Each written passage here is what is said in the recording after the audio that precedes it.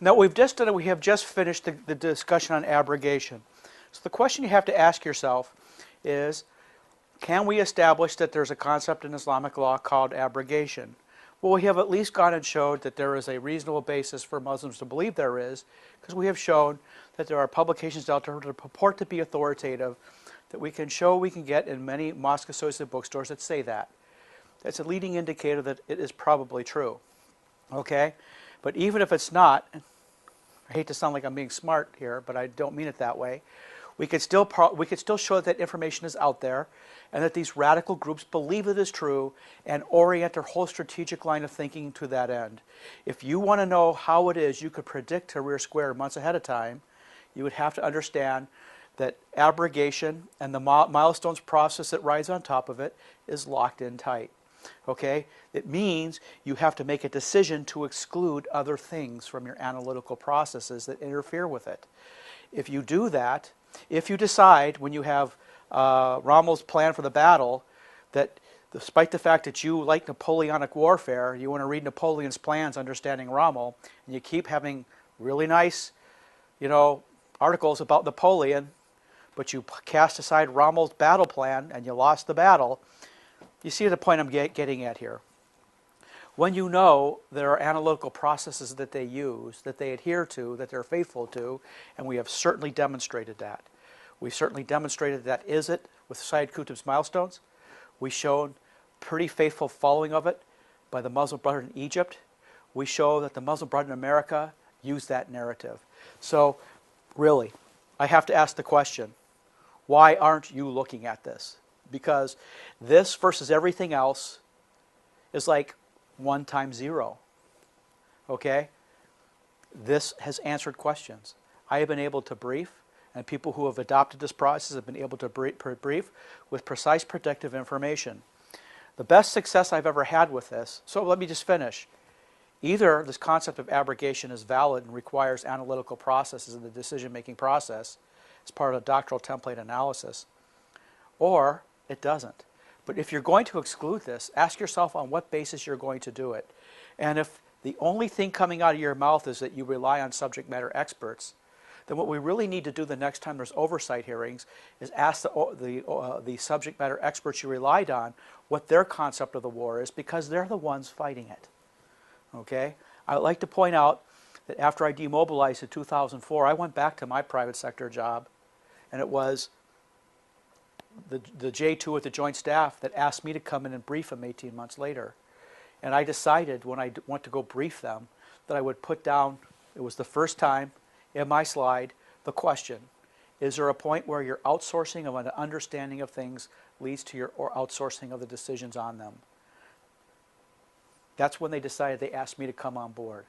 I didn't ask for a job. I wasn't politicking for a job. They called me in, and I came in and I started working for the Joint Staff on that basis. The basis that I was already saying, you're outsourcing that which you have a lawful duty to know yourself. Okay? So for people who think this is an outrageous argument that I'm springing on people, there's never been a time I've not argued this point. And people who know me know that's true. Okay? So what I'd like to do is give you an example of how this, because I could give you many examples, the Major Hassan and abrogation being a key one. I can give you 4 more right off the top of my head. What I want to do is go into the timeline brief. As circumstances would have it, in May 2010, some members of Congress, if I would brief them on what Secretary Napolitano and what Director Mueller was calling lone wolf terrorism, the lone wolf syndrome. And so I came in and gave them a brief. And what I did was I showed that this concept of lone wolf mapped 1 for 1 with what Islamic law calls the individual jihad. More importantly, it overlapped with the first time Al-Qaeda came up with their magazine, Inspire, where they had announced 1, a change in strategy, and 2, a requirement that everybody else get on board. I only bring this up because what happened is over a period of time, I just started watching events unfold. And by the time October 2010 came up and Badi had changed the more or less posture of the Muslim Brotherhood to one that was very much more offensive than it had been up to that time, we realized that Al-Qaeda's requirement where they were saying that they were going to war was matched by the Muslim Brotherhood's answering that call in October. And we were with great precision able to tell people, watch out. Watch out. The Middle East may be coming down. By December 2010, we were doing it in earnest. In the first week of January 2011, when Al-Azhar came out and allowed one of its fatwas to be published by Islam Online, a Muslim Brotherhood web presence owned by the chief jurist of the Muslim Brotherhood, Sheikh Yusuf Kawadari, validating a jihadi understanding of defensive jihad, we said, game on. The radical, the jihadi, the dawah, and the mainstream voices of the Islamic world were converging on a point. Said it. Entire thing coming down. In fact, the very next day I was at the Washington field office and I briefed it. Okay? We have been able to show with great precision what was going to happen. We have not had to take back any slides since then. I would say we're close to 95% accurate. Now here's the thing. We were talking about what to look for and what to happen in December. So we were able to brief, there is no Arab Spring. There's just what you want to see. Were there people in Tahrir Square calling for Arab Spring? Yes, there were. Were some of them true Democrats? Yes, they were. Did the Muslim Brotherhood understand that that's what you wanted to see? Yes, it was. Could that be why they would tolerate them? Of course it would be. Okay? The thing about it is looking at what's causing the currents underneath the run. And those currents were way ahead of events. So, if you take a look at the Cold War, we talk about the use of the word indicators. We have indicators of future events, leading events, an indicator that something will happen. In this war on terror, I'm sad to say, but it's really going to be a war of lagging indicators. But at least it's an indicator that when something happens, the train may have left the station, but it's still validating a path line. Okay? So that by the time Tahrir Square happened, we know that certain decision points had already been reached to put them there. Okay? It's not like in the Cold War where something pops up and we can watch the timeline progress. It's that something pops up here with the Muslim Brotherhood, and we know for them to do that, all these things had to be in place. So what am I saying? When Tahrir Square happened, the Muslim Brotherhood assessed they already had control of the levers of power. So at least in their calculation, they were going to be able to control the entire course of events. That's what we briefed then. That's what I say now. Okay? So here's the timeline. We haven't kept it current because I think it played itself out. I mean, I don't want to, this is not a full-time job, but 2010, Al-Qaeda announces a new strategy, and they told Muslim Brotherhood to get with the program. In October 2010, the Muslim Brotherhood Supreme Guide changes direction for MB to be more directly confrontational. January 2011, Al-Azhar publishes an offensive jihad fatwa published by Islam Online. February 2011, the fall of the Mubarak government, similar destabilization across the entire Middle East. An MB, Muslim Brotherhood Victory Parade in Cairo, 18 February 2011. 21 February, the Muslim Brotherhood creates the Freedom and Justice Party. That's just kind of like Muhammad El Biari's Freedom and Justice Foundation down in Texas. Do you see the relationship? Freedom and justice. For those who are wondering, freedom from the laws of man, justice according to Islamic law. And nothing else, really. And Kawadari called for the killing of Gaddafi. It's very interesting that our language going into Libya was somewhat parallel to the language the Muslim Brotherhood came out with Kawadari. National Security Advisor meets with the Muslim Brotherhood in March. The Muslim Brotherhood in Libya in 25 March, and Al-Qaeda in Libya with Iraqi combat experience, 28 March. The Muslim Brothers testify on human rights abuse in Syria. Okay? When the Muslim Brotherhood talks about rights, this is part of a different brief, and I'm not going to take too long here. For the Muslim Brotherhood, rights are defined as Sharia law. Different brief will cover that. So, what do we have here? Let's take a look. Here, I just like to show you where you can get some of this stuff. Drudge, Islam Rising. And I'd like to point out to you is the public, which has a very different view to what our senior elites do, then watches the senior elites talk down on them for what they're clearly seeing. Have you ever seen it? It would be a news program. And it will go something like this. When we used to have the suicide bombers in numbers. I would just remark on it. Half the story would be about how somebody blew themselves up. But the second half of the story, where everybody understood what it was, and what would they show? They'd show the guy blew himself up. They would show that he was treated as a martyr in his community, even people clapping. You can even see wall art, mural art, celebrating it. That would be the first half of the story. What would the second half of the story be? It would either be one of their senior reporters or a reporter interviewing a senior U.S. decision maker telling you that what you just saw wasn't true.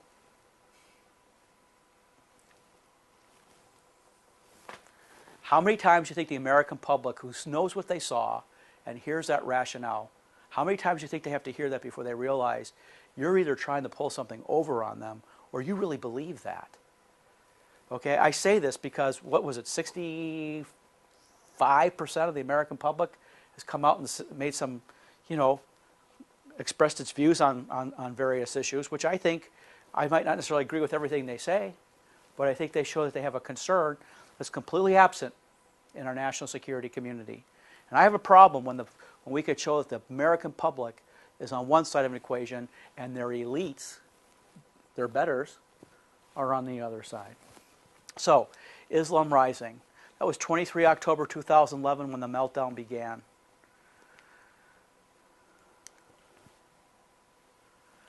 Things are starting to head south in Egypt. So, what I want to do here, Afghanistan to back to Pakistanis, back Pakistan if there's a war. I'm sorry, Afghanistan to back Pakistan if wars with the U.S. That's their bad writing, I guess. Karzai. Just trying to kind of jump into it. Here we have an article here, and we're going to go into the timeline. We're not going to go to October. We're going to jump into it in February. We'll move forward a little, then we'll go to the beginning of the timeline. Okay? What does it say here? Brotherhood spiritual leader preaches in Tahrir Square. Well, they're talking about Yusuf Qawadari.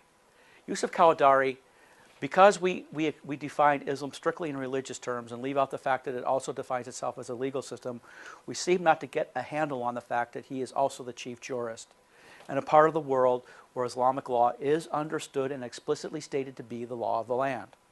I always have to make it clear, explicitly stated to be the law of the land, so that when you decide not to look at it, there is a huge element of denial.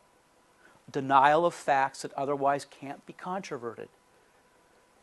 Okay? And then the whole creation of an artifice to talk about events in the absence of facts that otherwise cannot be denied. And thinking that is as valid as the real thing. Okay? So, I got to tell you, Qawadari did not go to Tahrir Square and have his victory parade because he was a spiritual leader. Just a spiritual leader. Where do we get this? Al Arabia. And what's the story about? It's about the fact that, let's see, he was banned in Egypt for 30 years. He's the Yusuf Qawadari, scholar, imam. Okay, military forces accompanied him everywhere he went. You bet they accompanied him when he went into Egypt. But they had to let him in. Okay, now if you take a look at Tahrir Square footage when they had the protests, 100, 200,000 people showed up. But if you take a look at the footage when Yusuf Qawadari showed up for his victory parade, meaning showed up and gave the first Juma prayers after the fall of Mubarak, the first Friday prayers after Mubarak left, what was it, 2.5 million people showed up.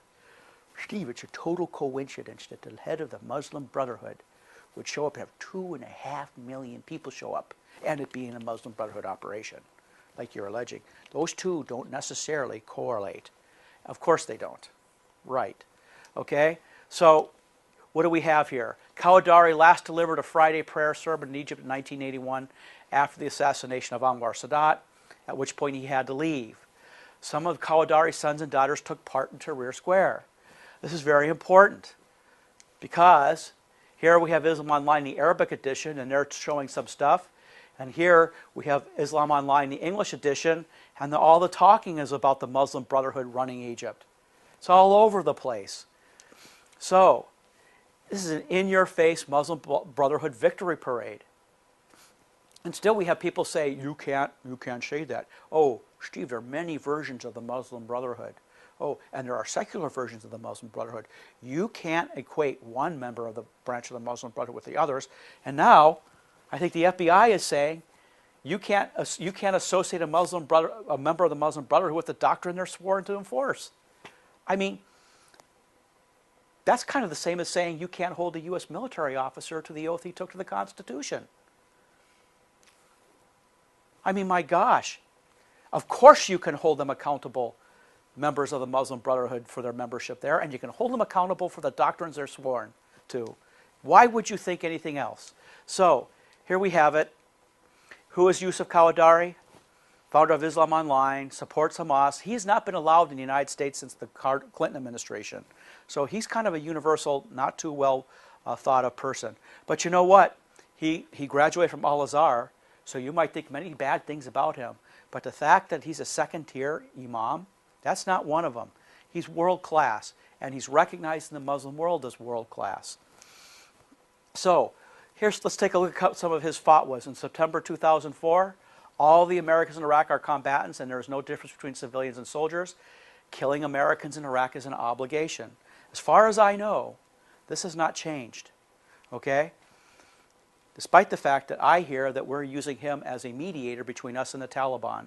If you think about it, the Muslim Brotherhood says it's a part of the Islamic movement, a term the FBI banned, and the Taliban says it's a member of the Islamic movement, capital I, capital M. So it would actually like asking the quarterback of the other team to coordinate with the running back negotiations with us if we're on the defense. Think about that. And how you can keep from understanding that? Outlaw the language they use to define themselves. So, we do not associate Islam for war. Religion must lead to war. So, we know who these guys are. They publish fatwas. When I mean they publish them, they blast them to the whole Muslim world. So, let's take a look. Please take a look at this date right here. February 2010. One whole year before Tahrir Square. And what's this about? Elie Bieri running for president. Why do I think this is interesting? Because here's this guy. He runs Al Baradei for President's website and Facebook group. His name is Abdul Rahman Yusuf. And I thought, Abdul Rahman Yusuf. That sounds familiar. Because isn't it Abdul Rahman Yusuf al-Qawadari? And by George it is. This would be the son of Yusuf Qawadari. Okay? Now the thing is, my assessment said that means Baradei is somewhat under the control of the Muslim Brotherhood. Everybody tells me, oh, no, no, no, he's the moderate, he's the liberal, and I go and say, right. Okay? So, and there it is. It basically identifies him as that. Here we take a look. This is, I do believe it's mid-July, last summer, 2011. And did you notice all about the same time, all of these articles about the rifts inside the Muslim Brotherhood? The same Muslim Brotherhood everybody was working hard to say was not taking over Egypt. Everybody was reporting was in a state of disarray. And I had to point out that they weren't in a state of disarray. That was all for your consumption. And here's the thing. I was briefing it then. Okay? Then I was saying, don't worry about that. That's all eyewash. Are there things going on? Sure there are. Okay, so what did this article say? I'm going to cut to the chase here. It basically says the rifts highlight Egypt's growing political free-for-all. The Brotherhood has also axed its ties to Abdul Monim Abu al-Futa, a 59-year-old former member of the group's exclusive leadership council. You know, the Muslim Brotherhood, you could say, is kind of like the mafia. Once you're a made person, you're never not. You might be retired. Once you get to a certain level in the Brotherhood, you're always a member. It's just silly to think that it's not. So, I mean, if a made man in the mafia said he retired, you would think many things. He could be just an old guy and he's moved on. But you will never think he's an old guy who's no longer affiliated. So, what do we have here? Here's the New York Times. What's the date here? I want you to get used to this. June 19th, right around the same time. And what is it saying? It says, Egypt's election exposed divisions in the Muslim Brotherhood.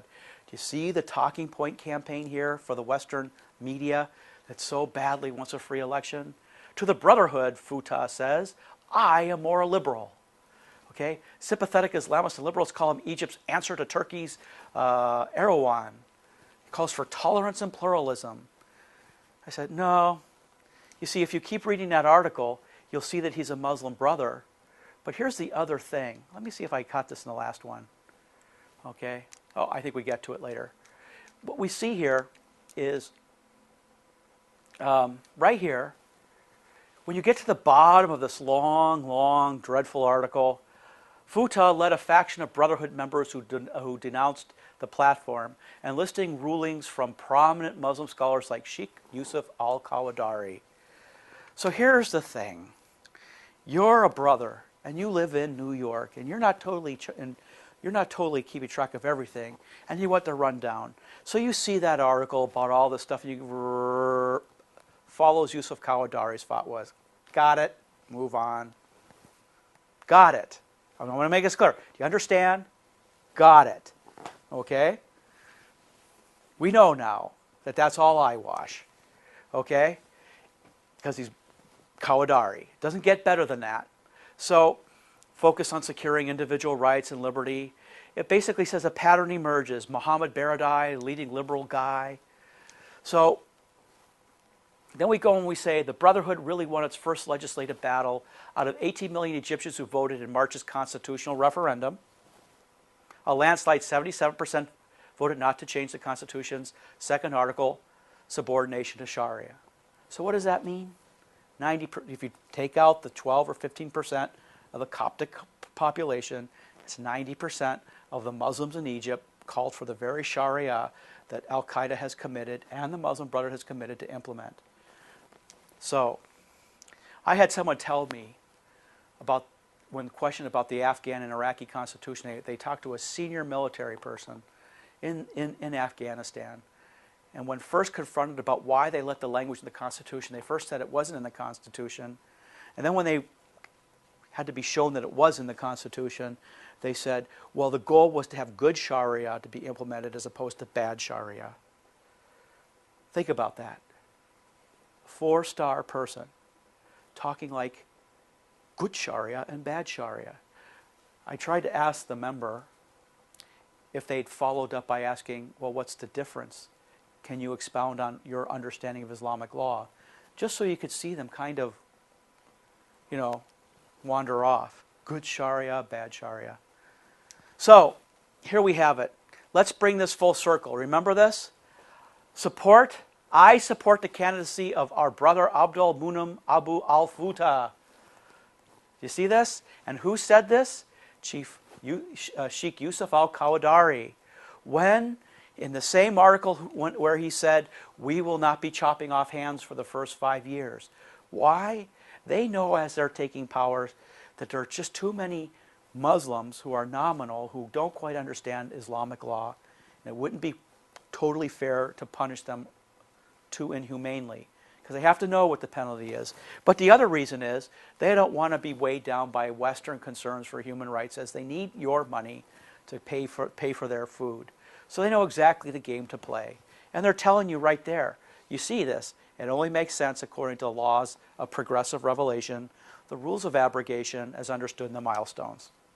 So, what do Peace and the Limits of War say? While the Muslim Ummah is obliged to uphold the principle of jihad and satisfy its requirements, the method of honoring this principle is a question of strategy, not tactics. I mean, not belief. There is not this huge, huge difference of view between the Organization of Islamic Cooperation, Al-Qaeda, and the Muslim Brotherhood in terms of their understanding of Islam. There's only an argument about timing and tactics.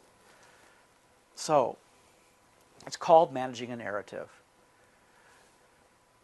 But I thought CARE was just a civil rights group. So, here we have an article talking about a leader of the Muslim Brotherhood in Egypt. The interviewer, a guy named Totten, asked the question, why aren't you down in Tahrir Square? This is July 2011. The country is demonstrating against the regime except the Muslim Brotherhood. Arain said, we were in Tahrir Square. And then the guy goes on and says, I mean in general, they don't feel like you're on their side. Arain said, when the history of this revolution is written, everything will be clear. We are not going to say anything about our role in the revolution. Let the others say what they want. I mean, really.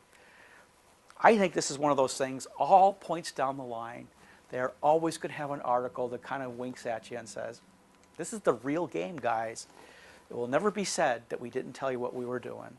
We just convinced you that it wasn't what we just say it. We just convince you not to listen. These aren't the droids you're looking for.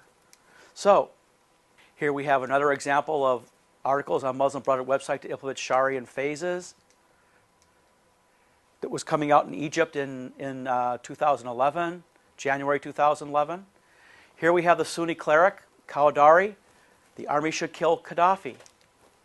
What is he saying? This is February 21st. Sheikh Yusuf Qadari issued a fatwa on Monday that all Libyan soldiers who can shoot dead embattled leader Muammar Gaddafi should do so to rid him of Libya. This is the Muslim Brotherhood declaring war on Gaddafi. Okay? He's declaring war on them.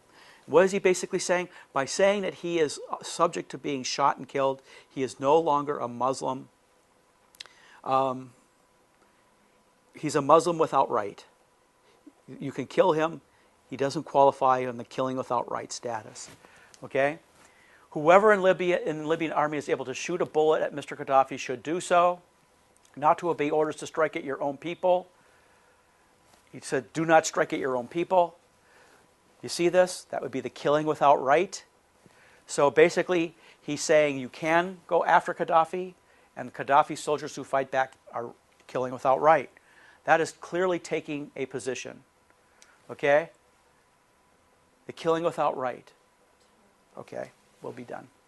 So it goes on and says that Egypt's the cleric, spiritual leader of Egypt's Muslim Brotherhood and longtime resident of Qatar, heads the International Union for Muslim Scholars. The International Union for Muslim Scholars is therefore a Muslim Brotherhood entity, and hence necessarily Muslim Brotherhood led.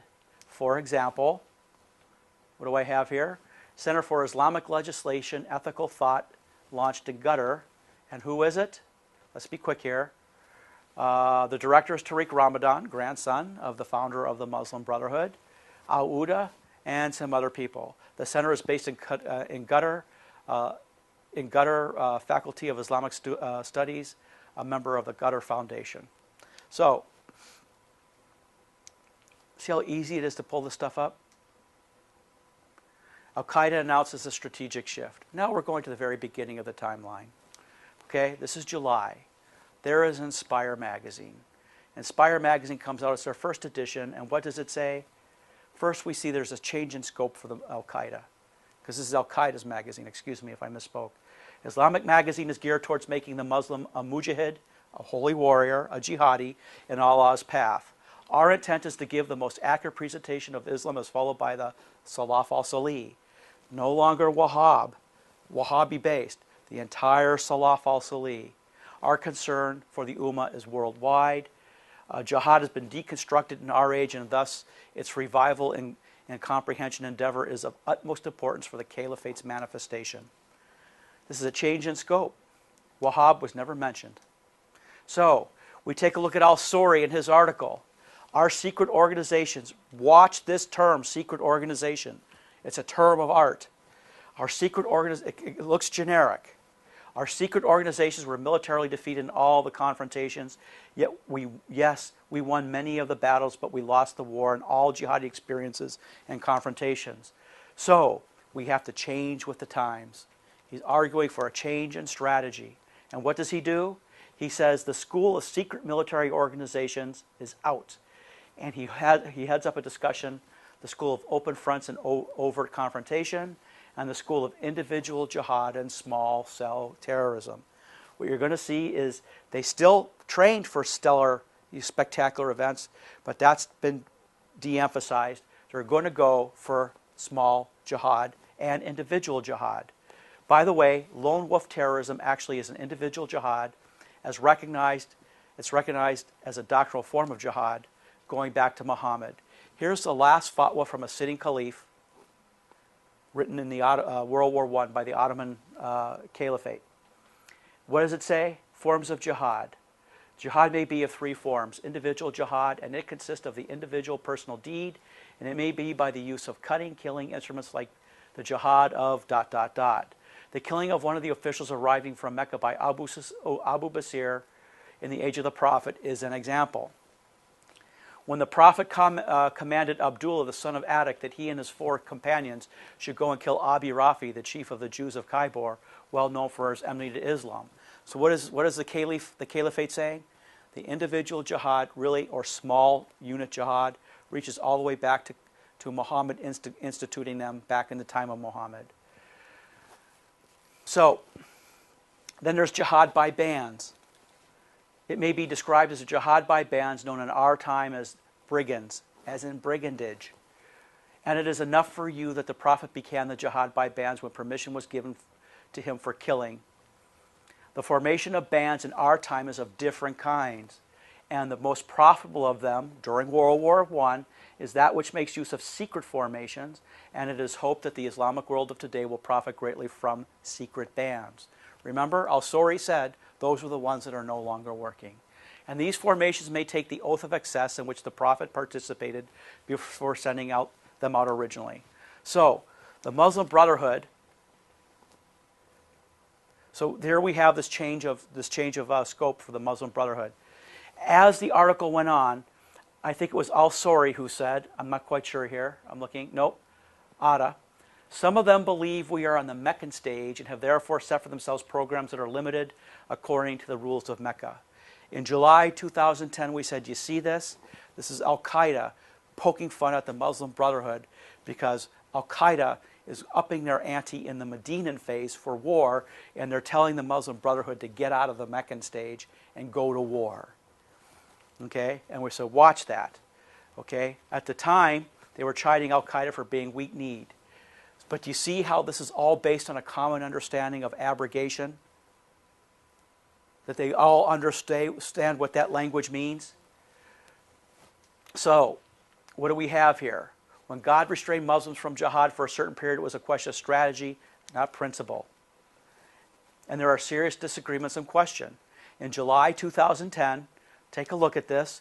You had Al-Qaeda in the Revolution Now stage, and you had the Muslim Brotherhood in the Meccan stage. Let's just say the jihad mission is like the Bolsheviks. Revolution now. Put your sword down, don't stop till you hit steel. Muslim Brotherhood was like the Mensheviks. Slow subversion over time. So that's where we were in July 2010. The gap was widening. And it's the concept of abrogation that defines what's going on here. So, what do we have here? Because I'm going to speed by here.